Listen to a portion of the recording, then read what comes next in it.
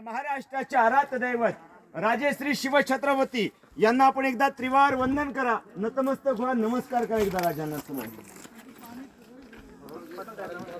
शिवरायांच्या पदस्पर्शाने पावन झालेल्या या पुण्य नगरीत, या पुण्यभूमीत मी आपल्या सर्वांचं सहर्ष स्वागत करतो आणि इथे मी माझी स्वतःची ओळख करून देतो.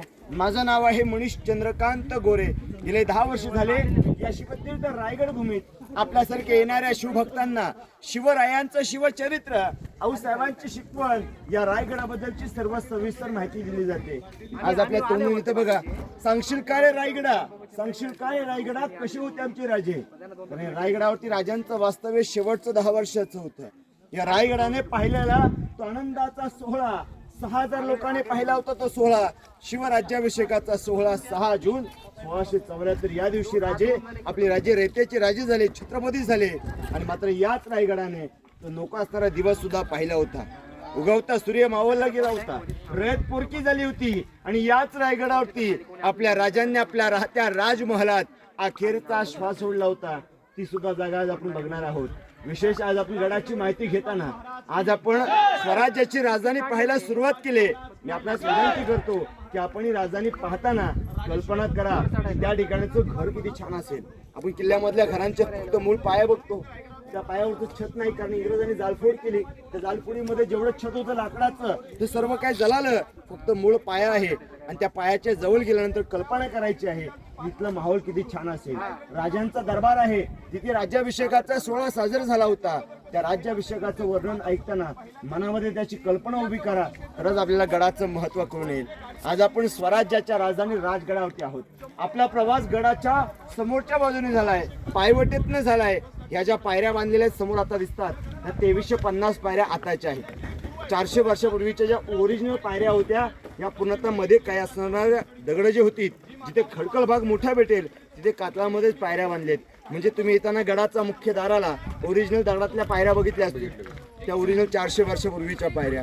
पूर्वी हा मार्ग जो होता, इकडे पायऱ्यांची गरज नसताना इकडे घोडदळ वाटेचा रस्ता होता, कारण पायथ्यातनं माथ्यावरती येणारे घोडे याच मार्गाने गडाच्या मध्यावरती भागात जायचे. आणि मात्र राजांचा मार्ग या मार्गातनं समोर पुढे पालखी दरवाजा आहे, त्या पालखी दरवाज्यातनं महालात प्रवेश व्हायचा. राजांचं रायगडाकडे येताना त्यांच्या प्रिय घोडीचं नाव होतं कृष्णा.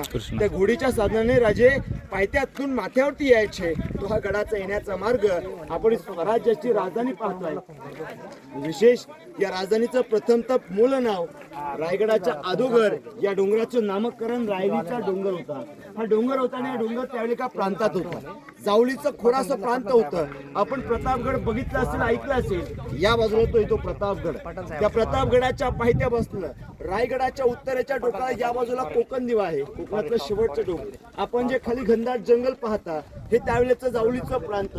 या प्रांतात त्यावेळेस सत्ता जावळीच्या मोऱ्यांची होती. मोरे मात्र जावळीच्या प्रांतात राहताना आपले राजे राजगडाकडे होते. राजांना जावली प्रांत घ्यायचं होतं आपल्या ताब्यात.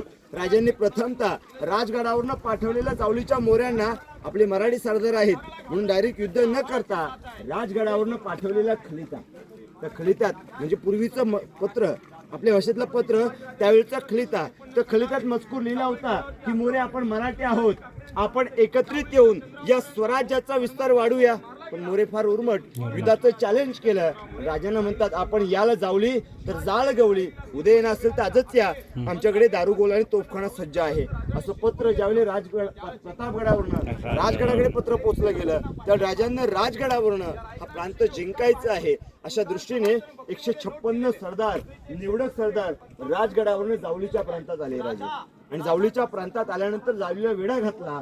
वेढा मात्र 3 महिन्याचा होता. या 3 महिन्याच्या वेढ्यामध्ये जावलीच्या चंद्रराव मोऱ्यांचे चुलत भाऊ हनुमंतराव मोरे, सूर्याजी काकडे यांच्या हस्ते मारले गेले. मोऱ्याने समजलं भाव मारलाय, युद्धात आपण सुद्धा मारले जाऊ शकतो. मोऱ्याने या रायरीचा आसरा घेतला. 14 मे 1656 राजाने रायरीला सुद्धा खाल्लं वेढा घातलाय. आणि वेढा घातल्यानंतर मोरे घाबरलाय. मोऱ्याच वाटलं आपला वध होणार आहे. मोऱ्याने दुसऱ्या दिवशी म्हणजे 15 जून 1615 तारखेला या गडाच्या पायथ्याला गडाच्या समोर गेले, राजांच्या समोर गेले. राजांच्या समोर गेल्यानंतर माफी मागितली. 15 मे 1656 या गडाच्या पायथ्याला गेले, राजांच्या समोर गेले, क्षमा मागितली, माफी मागितली. राजांनी त्या मोऱ्यांना क्षमा देताच राजे त्या मोऱ्यांना म्हणतात की मोरे, आम्हाला रायरीचा डोंगर पायथ्यातनं वर येऊन बघायचा आहे. पण हा डोंगर भाग होता. त्यावेळेला डोंगरावरती येण्यासाठी निमुळत्या पायवाटा होत्या. घनदाट आजूबाजूला घनदाट जंगल होतं. राजे पाहत पाहत पायवाटेतनं या मार्गातनं गडाचा जो उंच भाग आहे आपण सर्वजण बघणार आहोत. राजे त्या उंच भागावरती उभे राहिले. राजांनी रायरीची वरुण पाहणी केली आणि पाहणी करता क्षणी आपल्या महाराजांच्या तोंडून जे आलेले उद्गार होते ना गडासाठी ते सभासदांनी आपल्या बखरीमध्ये लिखाण करून ठेवले होते. राजे समोर असणारे जे पंत होते मोरपंत पिंगळे राजे पंतांना म्हणतायत की पंत राजा खासा जाऊन पाहता हा गड मात्र बहुत चखोटा. चौतर पहा या गडाचे कडे तासल्याप्रमाणे गड हा 1.5 गाव किल्ला उंच धोंडाव ताशी वेकच आहे. स्वराज्याच्या तख्तासाठी हाच गड खडा करूया. हे महाराजांचे 400 वर्षापूर्वीचे उद्गार. आपण येताना पायी मार्गाने आलात येताना मध्ये असा काही डोंगर बघितला असेल. उभा कडा आहे खाली सुद्धा कड्याचा सेप आहे मधनच यावं लागलं. तो वरचा कडा बघितला असेल स्टेट कडा होता. उभा कडा तासल्यासारखा दिसत होता. गडाच्या चहूबाजूने आपण पाहिलात तर गडाचे कडे तासल्यासारखे दिसत आहेत. राजे काय म्हणतात गडाची उंची कशी म्हटली राजांनी 1.5 गाव किल्ला उंच आहे. आपण म्हणतो का आमच्या घरापासून शेजारचं गाव हे 1.5 किलोमीटरचं आहे.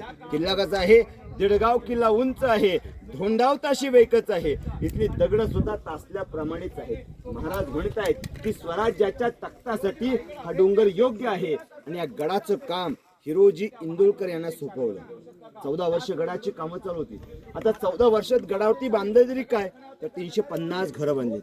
आता 350 घरांना लागणारा हा जो दगड होता तो काय खालून आणलेला नव्हता. महाराजांचा दूरदृष्टिकोन. आज म्हणतो आपण आपले राजे छत्रपती शिवराय आपले राजे दूरदृष्टीचे राजे होते. आधीचा विचार केला जायचा. आता गडाच्या बांधकामात जे गडावरती बांधकाम तयार केलीत त्या बांधकामामध्ये राहणाऱ्या त्या घरांमध्ये राहणाऱ्या माणसाला राहण्याची व्यवस्था आहे पण लागणारं पाण्याचं मुबलक सुविधा पाहिजे म्हणून त्यावेळी गडावरती मोठमोठ्या खंदक तयार केले मोठ्या मोठ्या खाणी तयार केल्या. अशा त्या खाणी इथला दगड काढला समोर काही वरती इमारती आहेत त्या इमारतीला वापरून घेतला. या खड्ड्याला उतारता भाग भेटला. या उतारत्या भागाला तटबंदी बांधून घेतली. पाणी साठवलं ते पाणी जवळच्या लोकांना पिण्यासाठी पुरवलं. अशी गडाच्या माथ्यावरती 11 आहेत. 100 एकराच्या पठार भागात 11 तलाव असे खोदलेले आहेत. छोट्या मोठ्या जिथे छोट्या इमारती बांधायचे तिथे छोट्या मोठ्या 84 पाण्याच्या हौद झालेत. 11 तलावात 84 पाण्याच्या हौद पाहताना पूर्ण किल्ला पाहायचं म्हटलं की 2.5 ते 2 दिवस जातात. म्हणजे आपल्या फिरण्यावरती असतं तेवढ्या भागात आपण किल्ला पाहता येतो. मात्र आपण विशेष आपल्याला बांधकामाची रचना पाहायला भेटते.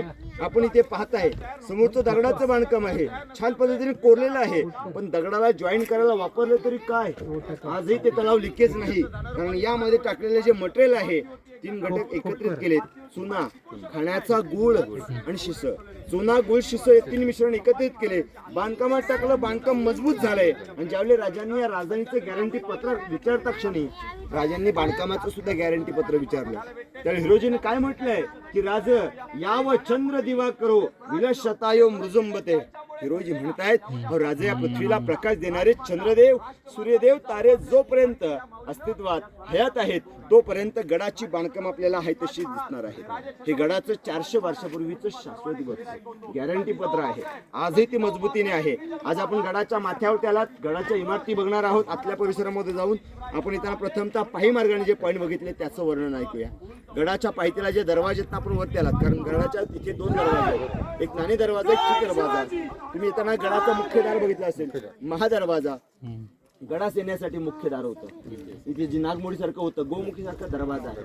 शत्रूची तिथे फसवणूक होऊ शकेल कारण दोन्ही बाजूने आलेल्या तटबंद्या एका जागेवरती जॉईन केल्या असल्यामुळे तो वाटतोय की तो मार्ग म्हणजे त्यावेळेचा विशेष गडाचं मुख्य दार होतं. त्याचा चौथीमध्ये आपण ऐकलेली कहाणी हिरकणीची. त्या हिरकणीला जाण्याचा मार्ग तिथूनच त्यावेळेस बंद झाला होता कारण गडाचा मुख्य दार ते बंद झालं होतं. हिरकणीला जाता आलं नव्हतं त्या मार्गातून. आणि मात्र हिरकणीच्या कड्यातनं उतारलो तो कडा तुम्हाला पुढे दाखवलं जाणार आहे. समोर जे तलाव पाहताय तळ्याचं नाव हत्ती तलाव. गडावरती जे हत्ती आणले होते हत्ती आणताना मोठा हत्ती आणला नव्हता. हत्ती कसे आणले त्याची माहिती आपण आतमध्ये घेणार आहोत. हत्ती इंग्रज वकिलाला प्रश्न पडला होता की राजांनी गडावरती हत्ती कसे आणले त्याची माहिती मी तुम्हाला पुढे देणार आहे. त्यात त्यांना पाणी पिण्यासाठी तलावाचा भाग बांधला होता. आणि इथून आपण आता किल्ल्यामध्ये समोर शिरकाईचं देवस्थान आहे गडाची गड देवता या देवतेचं दर्शन घ्यायला पुढे जातोय. बोला छत्रपती श्री शिवाजी महाराज की जय.